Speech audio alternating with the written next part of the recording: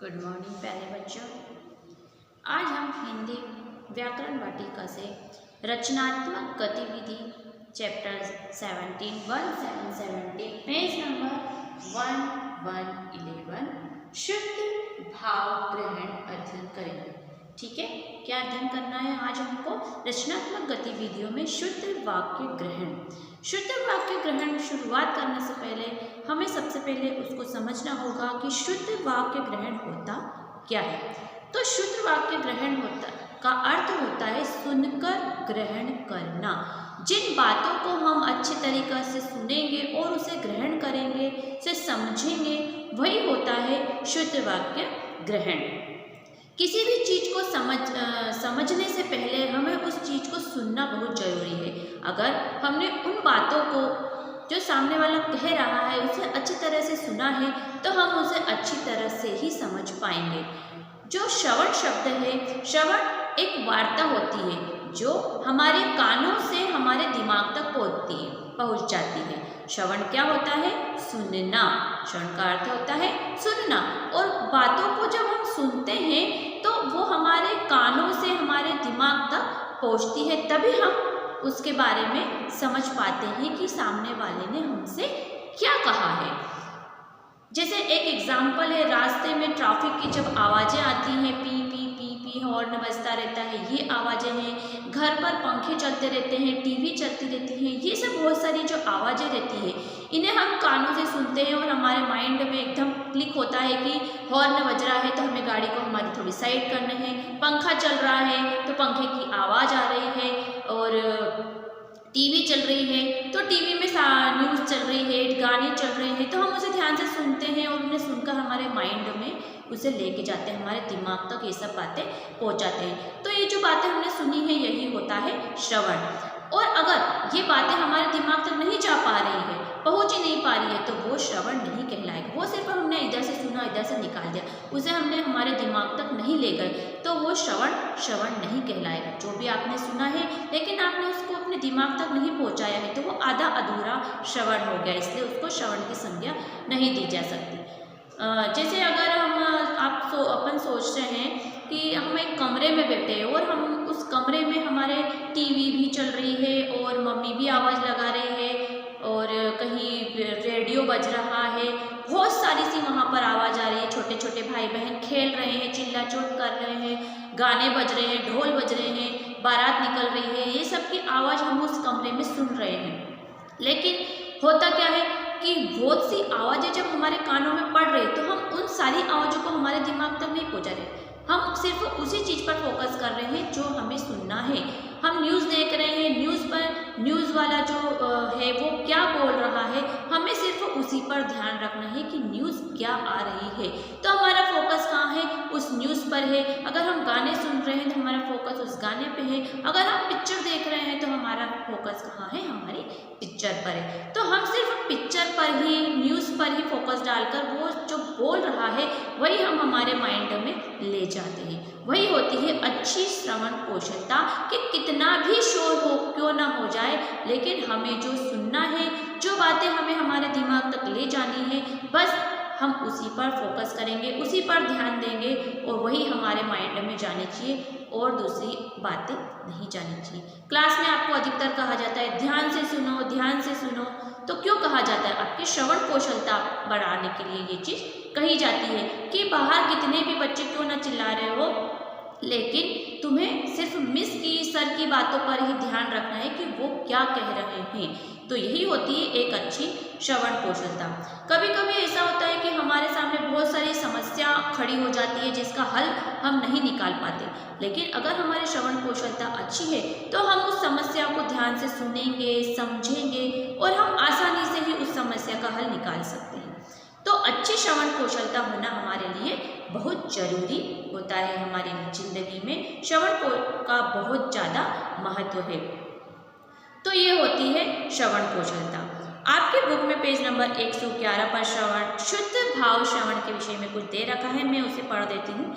शुद्ध भाव ग्रहण अर्थात सुनकर ग्रहण करना, जैसे मैंने अभी आपको बताया, जिन बातों को हम सुनकर हमारे दिमाग तक ले जाते हैं उसे हम हमारे व्यवहार में ग्रहण करते हैं, तो वही होती है शुद्ध वाक्य ग्रहण। सुनकर समझना भी एक कौशल है जिसका विद्यार्थी में होना अति आवश्यक है। जो बातें हम सुन रहे हैं उन्हें सुनना, समझना और उसे वैसे ही करना, ये एक विद्यार्थी की बहुत ज़्यादा जरूरत होती है।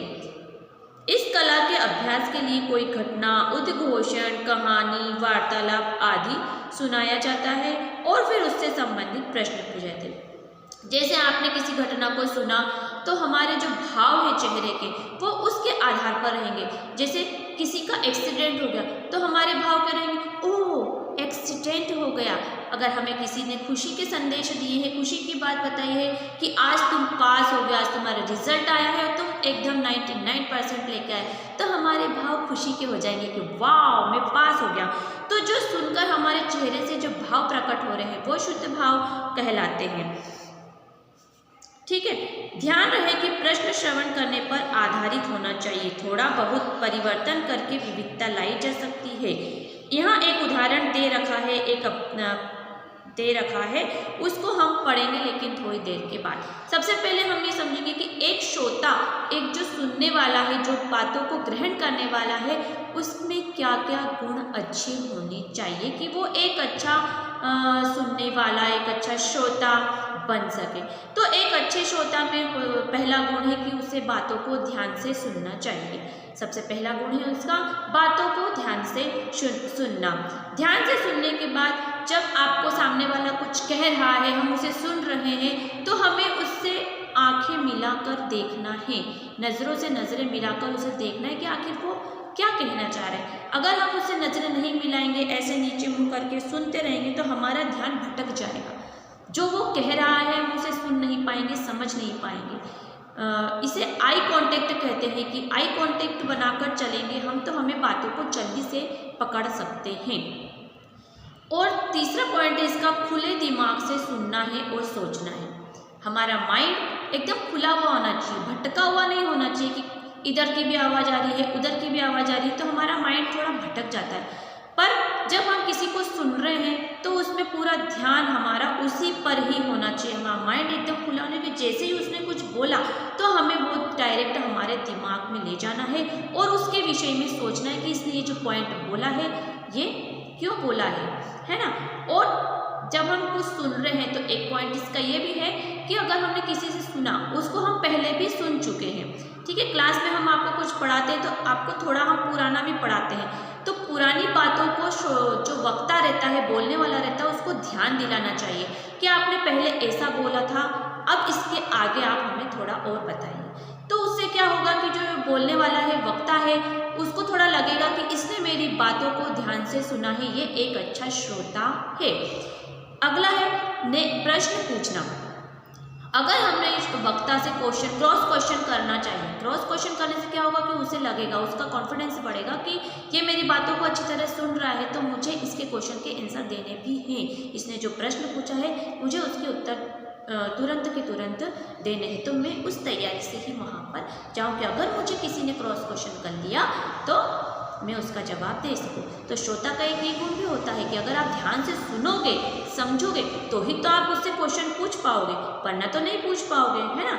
और जब भी हम किसी को सुने तो हमारे चेहरे पे एक स्माइल होनी चाहिए, ताकि सामने वाले को ये ना लगे कि हम बोले जा रहे हैं और सब लोग बोर हो रहे हैं, सिर्फ वो सुन रहे हैं लेकिन ग्रहण कुछ नहीं कर पा रहे हैं। तो एक स्माइल से हम उसको कॉन्फिडेंस बढ़ा सकते हैं वक्ता का, और हमारे में भी यह बढ़ेगी शक्ति, सुनने की शक्ति बढ़ेगी, श्रवण करने की शक्ति बढ़ेगी, जिसे हम सुन रहे हैं और हमारे माइंड में ले जा रहे हैं। अगर हम ये सब जो पॉइंट मैंने आपको बताए हैं ये आपके दिमाग में रहे तो बहुत ही अच्छा है। इससे आपकी श्रवण शक्ति बढ़ेगी, इससे आपको वार्ता करने में बहुत ही सहूलियत भी होगी। अब यहाँ एक एग्जाम्पल दे रखा है, मैं उसको पढ़ती हूँ, उसको आप ध्यान से सुने और खुद भी अपने घर पर ये पढ़कर सोचने और समझने की शक्ति बढ़ाएं। सेठ सदानंद ने अपने घर में एक छोटा सा मंदिर बनवा रखा था। उनका स्वास्थ्य ठीक नहीं रहता था, इसलिए पंडित शादीराम उनके यहाँ पूजा पाठ का सारा काम करते थे। सेठ सदानंद जी हैं, उन्होंने एक छोटा सा मंदिर बनवा रखा था, पर कुछ बीमारी की वजह से वो अपने मंदिर में पूजा पाठ नहीं कर पाते थे, तो उन्होंने एक पंडित शादीराम, पंडित का नाम क्या है, शादीराम, उन्होंने मंदिर में पूजा पाठ करने के लिए रखा था।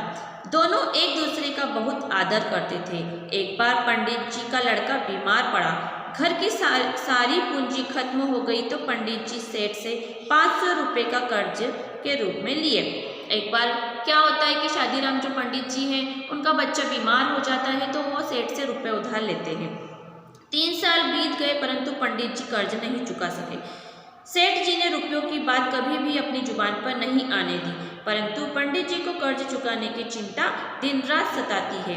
सेठ जी पंडित जी का उदास चेहरा देखकर समझ गए कि उन्हें रुपए लौटाने की चिंता खाए जा रही है। सेठ जी ने कभी भी अपने पंडित से ये नहीं कहा कि मुझे तुमने इतने रुपए लिए थे तो वापस दो, लेकिन जब हम किसी से रुपए लेते हैं, चाहे सामने वाला मांगे या ना मांगे, लेकिन हमारे मन में ही ऐसा लगता है कि यार इतने दिन हो गए हमने उसके रुपए वापस नहीं दिए।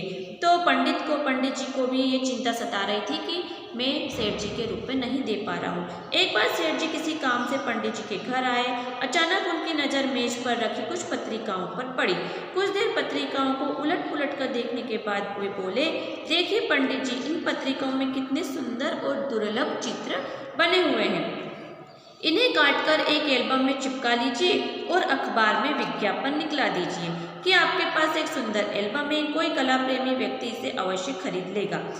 पंडित जी के घर गए सेठ जी, वहाँ उन्होंने बहुत पुरानी पुस्तकें देखी, उनमें बहुत ही सुंदर सुंदर चित्र थे। तो उन्होंने उनको आइडिया दिया, सलाह दी कि आप ऐसा कीजिए कि ये चित्र जो है ये काट लीजिए और पत्रिका में विज्ञापन दे दीजिए, तो कोई ना कोई आपको ये खरीदने आ ही जाएगा। 15 दिन के बाद कोलकाता के किसी सेठ का पत्र आया कि आप हमारे पास इस पते पर एल्बम भेज दीजिए, पसंद आने पर रुपए तुरंत भेज दिए जाएंगे। शादीराम जी ने एल्बम को भेज दिया।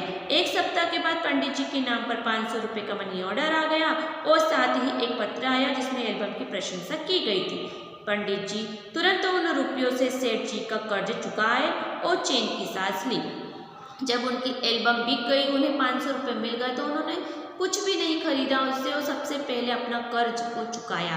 कर्ज जब इंसान के सिर पर चढ़ा रहता है तो उसकी दिन रात की नींद छीन जाती है, वो सो नहीं पाता है, खा नहीं पाता है, चाहे वो 1 रुपये का ही कर्ज हमने क्यों नहीं लिया हो। इसलिए कभी भी किसी से कर्जा नहीं लेना हो, कर्जा लेना तो उसे लौटाने का जरूर सोचना चाहिए। कुछ महीने बाद सेठ जी की तबीयत खराब हो गई। वे रोज पंडित जी से रामायण या गीता पाठ सुनते। एक दिन पंडित जी ने नीचे अपने आसन पर बैठे गीता पाठ कर रहे थे। सेठ जी बिस्तर पर लेटे ध्यान से सुन रहे थे कि अचानक वे बेहोश हो गए। पंडित जी पाठ छोड़कर एकदम उठे और सेठ जी ने सिराने बैठकर उन्हें पानी पिलाने की कोशिश करने लगे। उन्हें वहाँ कोई चीज चूकती सी लगी। तकिया उठाकर देखा तो वही एल्बम थी। तब सेठ जी होश में आ गए थे। उन्होंने पंडित जी के हाथ से एल्बम छीनते हुए कहा, कोलकाता के सेठ से मैंने एल्बम मंगवा लिया था। पंडित शादीराम ने लंबी सांस ली, नजरें झुकाते हुए धीरे से बोले, तो ये आप थे, इसका मतलब मेरा कर्ज कभी नहीं चुकेगा। सेठ जी ने क्या करा, सेठ जी ने खुद कोलकाता के व्यापारी बनकर उन्होंने चिट्ठी लिखकर उन्हें 500 रुपये से एल्बम खरीद ली और उन्हीं का कर्जा उन्हीं से ले लिया। तो जब उन्हें पंडित जी को मालूम पड़ा कि सेठ जी ही वो बन गए थे व्यापारी जिसने मेरी एल्बम खरीदी है 500 रुपये में, तो उन्होंने सोचा कि ये कर्ज तो मेरा कभी भी समाप्त नहीं होगा, क्योंकि सेठ जी से ही मैंने कर्ज लिया था और सेठ जी के रुपए से ही मैंने उनका कर्ज चुकाया है, ये मेरे खुद के रुपए नहीं हैं। तो हमें कभी भी किसी से कर्जा नहीं लेना चाहिए।